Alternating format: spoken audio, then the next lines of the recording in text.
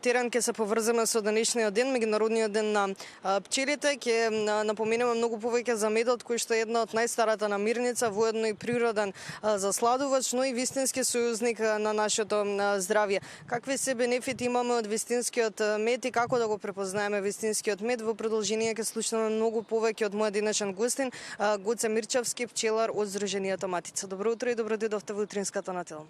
Добро утро и од мене, поздрав до вас, поздрав до гледачите и до вашите колеги во студиото. Благодарам што не излеговте во пресред да говориме и по повод овој ден, воедно е да напоменеме и многу повеќе информации за медот. На самиот почеток ќе прашам кои се оние корисни информации кои што би требало да ги знаеме за медот во однос на тоа колку видови постојат и слично. Видови на мед постојат многу, меѓутоа во главно постои една поделба во зависност од потеклото на нектарот. Постојат цветни медови кои што потекнуваат од нектарот од цветињата и меѓутоа постои и еден друг вид на мед кој што се карактеризира со многу темна боја, а потеклото настанува од пчелите кои собираат еден вид на смола која што настанува на листовите на дрвата. Најчесто тоа кај нас во Македонија е дабот, меѓутоа во одредени години може да се створат услови и да биде на врвот на иглолистните растенија, односно на боровите. Тој мед обично се нарекува шумски мед или мед од медлика. Тоа се во главно двете основни поделби. Меѓутоа, кога збориме за мед, не може да кажеме дека станува збор за нешто што е унифицирано. Еве ќе ја спомнам само бојата на медот. Кај цветните медови разликуваме мед од многу светла жолта нијанса, па све до темно црвенкаста нијанса. Така да не може да кажеме дека кога видиме еден мед дека е посветол, дека не е мед или за разлика од некој друг кој што сме го виделе поодамна и бил со сосема поинаква боја. Додека кај шумскиот мед, односно кај медот од медлика, карактеристична е темната боја. Он е секогаш со темна боја, скоро црна која ќе видите во теглата, и има карактеристичен вкус и мирис. Многу често се говори во јавноста дека медот е најфалсификуван производ и токму затоа многу од нашите сограѓани на некој начин и со недоварба приоѓаат на вистинскиот мед. Верувам дека има и многу митови околу тоа што е вистински мед, а што не е, како што напоменавте дека дел од граѓаните сметаат и дека доколку бојата е различна, нели не е вистински мед според нив. Потоа еве вас ќе ве прашам како да препознаеме точно дека станува збор за вистински мед. За жал сте во право. Медот е еден од најфалсификуваните производи, меѓутоа тоа не е проблем само кај нас во Македонија, тоа е светски проблем. Меѓутоа за малку да пробаме да ги расчистиме дилемите околу квалитетот на медот, ќе пробам да ги објаснам физичките својства на природниот мед. Бојата веќе ја спомнавме, значи може да биде пример кај багремовиот мед светло жолта, светла зеленкаста нијанса, кај полифлорните медови може да има и темно црвенкаста нијанса. Интересен момент кај медот е кристализацијата. Кристализацијата е нешто што се јавува кај секој природен мед. Тоа е сосем природен процес. Меѓутоа, кристализацијата не е секогаш иста. Таа се разликува по времето на кое што настанува, кај некои медови, кај некои видови на медови може да настане дури и 2 до 3 недели после собирањето на медот. Меѓутоа, кај некои видови на мед, во зависност повторно ќе кажам од која билка потекнуваат, може да настане и после 7-8 месеци. Кај нас во Македонија во просек кристализацијата кај полифлорните медови настанува после 3 до 4 месеци.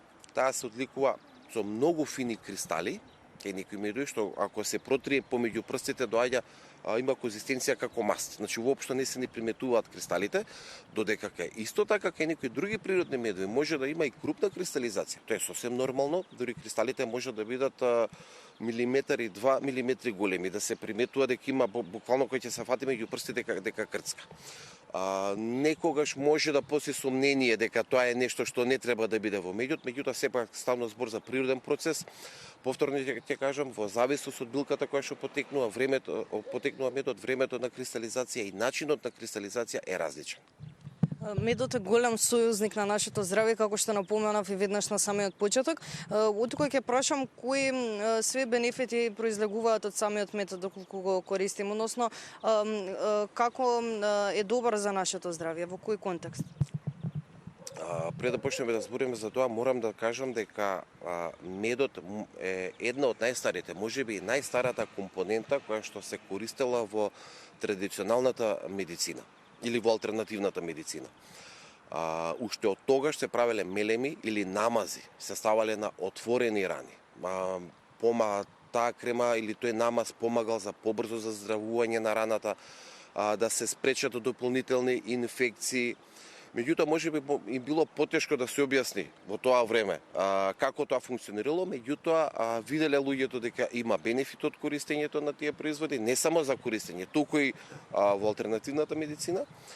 За разлика од денеска, кога ни е малце полесно да говориме на оваа тема, затоа што медот е предмет на истражување на многу научни студии. Така да може да кажем дека представува пред се основен извор на здрави јаглени хидрати, здрави шеќери, природни шеќери. Тука сакам да напоменам дека организмот дополнително не се мачи да ги преработи тие, тука едноставно ги прима како готови и за многу краток период таа енергија што се ослободува од јаглените хидрати е веднаш достапна за сите нас. Користењето буквално може да го користи секој. Медот е препорачлив за секого, представува идеален, ајде кажам, додаток во оброкот. Користењето се користи 1 до 3 лажички во просек на ден, повторно ќе кажам, во зависност од потребите на луѓето. Потребите за јаглени хидрати ке никого не се исти, во зависност од дневните активности. Спортистите дури може да го користат и поише, затоа што дури пред тренинг или после тренинг, еден од најдобрите совети што може од пчелар да ги добиете, тоа е на сабајле, млака водичка, 1 до 2 лажички мед, малце лимон, тоа е најдобриот, да кажем, пијалок, кој што мислам дека вашето тело ќе биде благодарно ако се користи секој ден.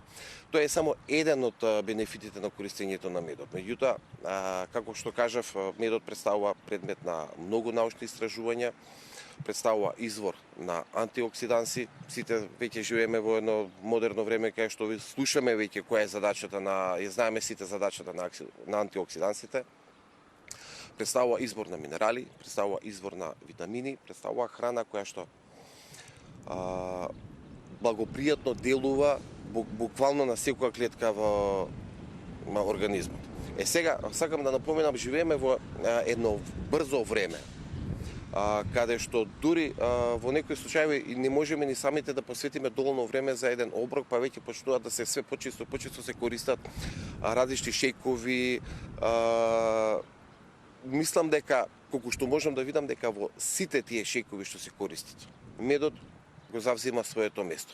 Што значи дека веќе и нутриционистите веќе го препорачуваат како додаток во секојдневната исхрана. Те благодарам многу за одвоеното време. Навистина ми беше драго што имавме можност да ги слушнеме сите овие корисни совети за медот, воедно информации за медот по повод овој ден. Ви благодарам и на вас.